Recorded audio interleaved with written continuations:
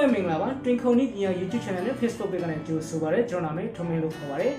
ဟုတ်ကဲ့ပါကျွန်တော်ဒီနေ့မျှဝေပေးခြင်းတဲ့အကြောင်းအရာလေးကတော့ကျွန်တော်တွင်ခုံနဲ့အပေါက်ကိုလှုပ်တဲ့အခါမှာအချင်းကုန်တက်တာပြီးတော့မှညဉ့်ညံဆန်ဆန်လှုပ်လို့ရတဲ့ပုံစံလေးကိုကျွန်တော်ဒီနေ့မျှဝေပေးမှာဖြစ်ပါတယ်စိတ်ဝင်စားရဆိုလို့ရှိရင်တော့ဒီဗီဒီယိုလေးကိုအဆုံးထိကြည့်ပေးဖို့ကျွန်တော်ပြောချင်ပါတယ်ခင်ဗျာ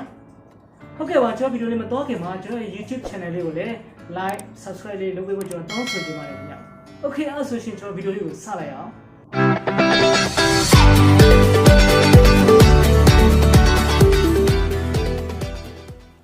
ဟုတ်ကဲ့ပါခင်ဗျာအခုဒီမှာအသွားလေးတွေကျွန်တော်ပြထားပါတယ်ဒီကောင်လေးတွေကကျွန်တော်အချောစောစောကပြောတယ်ကျွန်တော်အပေါက်အချောလုပ်တဲ့အသွားလေးဖြစ်ပါတယ်ပေါ့နော်ဒီဘက်ကကျတော့ကျွန်တော်တို့စူသွားအကြမ်းဖောက်တဲ့ဟာလေးပေါ့နော်သူနဲ့ဆက်ဆက်ပြီးတော့မှအသုံးပြုတဲ့အသွားလေးဖြစ်ပါတယ်ဒီမှာ 5mm ကနေစပြီးတော့မှကျွန်တော်ဒီ 15mm ထိပေါ့နော်ကျွန်တော်ကတော့ဒီသစုံဝယ်ထားရပေါ့နော်ဒီမှာသူရဲ့အသွားပုံစံလေးဖြစ်ပါတယ်ဒါလေးတွေကကျွန်တော်တို့ဒီအသေးလေးအပေါက်အသေးလေးလှုပ်တဲ့အခါမှာအသွားသေးလေးတွေးရတာအရန်ခက်ပါတယ်ပေါ့နော်အဲဒါကြောင့်မလို့ဒီဟာလေးလှုပ်တဲ့သုံးရတာပို့ပြီးတော့အဆင်ပြေပါတယ်ဟုတ်ပြီအဲ့ဆိုလို့ရှိရင်ကျွန်တော်ဥမာတွေနဲ့ဒီမှာ sprocket တစ်လုံးကိုကျွန်တော်လှုပ်ပြမှာဖြစ်ပါတယ်ဒီ sprocket ကိုကျွန်တော်15mm ပေါ့နော် 15mm ကိုကျွန်တော်ဥပမာအနေနဲ့လှုပ်ပြမှာဖြစ်ပါတယ်ဟုတ်ပြီအဲ့ဆိုရှင်ကျွန်တော်တို့ခါတိုင်းလိုပဲဆက်ပေါ်မှာအရင်ဆုံးပေါ့နော် sprocket ကိုညှပ်လိုက်မယ်ပြီးသွားဆိုလို့ရှိရင်ကျွန်တော်ဒီဆက်အသေးလေးပေါ့နော်အသုံးပြတဲ့ပုံစံအစိမ်းအောင်လေးကိုနှိပ်လိုက်လို့ဆိုရှင်မီယာအော်တိုဝင်သွားပြီပြီးလို့ရှိရင်ကျွန်တော်တို့ဒီမှာအောက်မှာဆက်ဖွင့်တဲ့ကလုတ်ပါတယ်ပေါ့နော်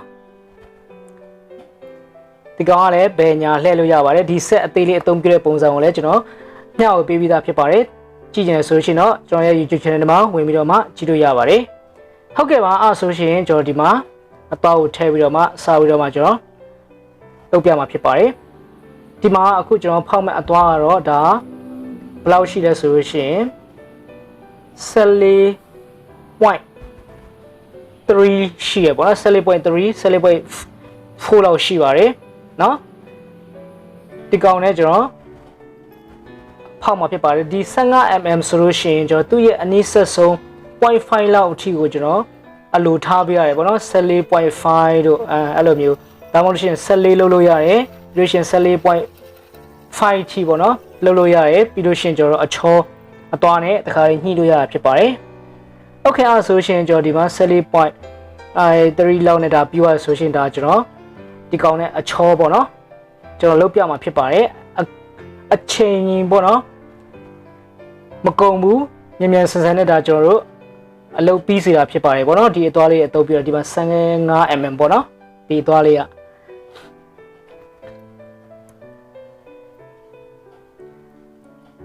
ဟုတ်ကဲ့ပါခင်ဗျာဒါကတော့ကျွန်တော်ညီကိုမောင်နှမတွေအနေနဲ့ဒါအသုံးလို့ရဆိုလို့ရှိရင်တော့ဒါ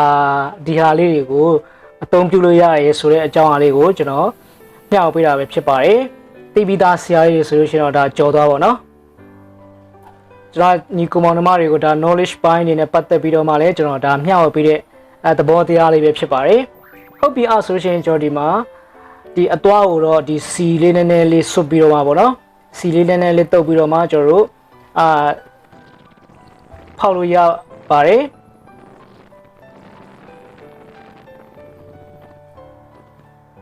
ဒီအပေါက်လေးတွေကကြာဆိုလို့ရှိရင်အရင်အပေါက်အကြီးတွေတော့မရဘူးကျွန်တော်ဆိုလို့ရှိရင်တော့ဒီ 6mm ကနေစပြီးတော့မှဒီကျွန်တော်30လောက်ထိကိုအသုံးပြုပါတယ်ပေါ့နော်နောက်ကျရင်ကျွန်တော်အဲ့25အသွားတွေ30အသွားတွေကျွန်တော်ထပ်ပြီးတော့ပြပေးပါမယ်ဟုတ်ပြီကျွန်တော်အဲ့လောက်ဆိုရှင်တော့ဒီမှာနှခမ်းသိမ်းဖို့ဆိုလို့ရှိရင်တော့ဒါကျွန်တော် 15mm ပေါ့နော်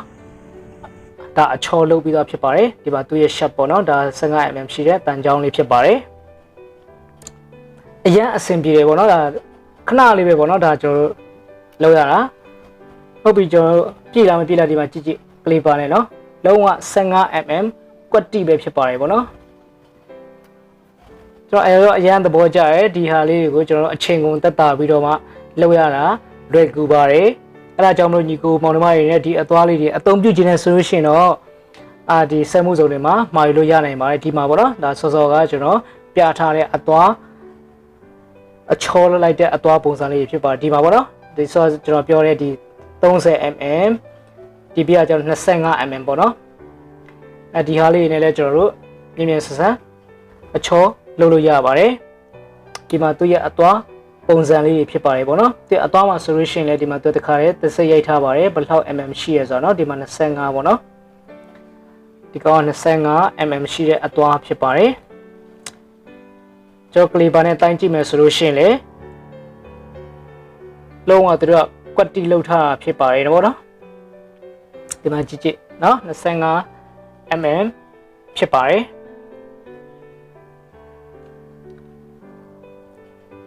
ဒီအသွားပုံစံလေးကလည်းတကယ်ဒါကိုယ့်အကိုလုံးမယ်ဆိုရင်လည်းဒါရတယ်ပေါ့နော်တကယ်တွင်ခုံဆရာကြီးတွေတက်ကတော့ဒီဟာတွေလောက်တဲ့ဟာကတော့အရန်လွယ်ကူပါတယ်ဒီမှာနောက်တစ်ချောင်းဆိုလို့ရှိရင်ဒီကောင်ကလည်း 30mm ပေါ့နော် 30mm ရှိတဲ့အသွားဖြစ်ပါတယ်ကျွန်တော်တို့အချိန်ကိုတက်တာပြီးတော့မှအမြန်ဆန်ဆုံးအလုပ်လုပ်ချင်တဲ့ညီကိုတွေတက်ဆိုရှင်ဒါလေးတွေကို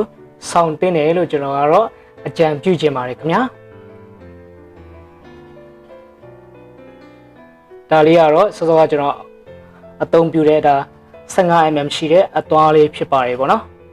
ဟုတ်ကဲ့ပါရောက်ဆိုလို့ရှိရင်တော့ကျွန်တော်တို့အပေါက်ကိုမြင်မြန်ဆန်ဆန်နဲ့အချိန်ကုန်တက်တာအောင်ဘယ်လိုလုပ်တယ်လဲဆိုတဲ့အကြောင်းအရာလေးကိုတော့ကျွန်တော်ဒီနေ့မျှဝေပေးတာညီကိုမောင်နှမတွေသဘောကျနှစ်သိမ့်လိုက်မယ်လို့ကျွန်တော်ထင်ပါတယ်ခင်ဗျာဟုတ်ကဲ့ပါခင်ဗျာဒီလောက်ဆိုလို့ရှိရင်တော့ကျွန်တော်တို့အပေါက်ကိုမြင်မြန်ဆန်ဆန်နဲ့လုပ်တဲ့နည်းလေးကိုသိသွားလောက်ပြီလို့ကျွန်တော်ထင်ပါတယ်ဒီကျွန်တော်ဒီနေ့မျှဝေပေးသွားတဲ့ဒီအချောလုပ်တဲ့အသွားဆိုလို့ရှိရင်တော့ဗောနော်စက်မှုစုံတွေမှာဒီ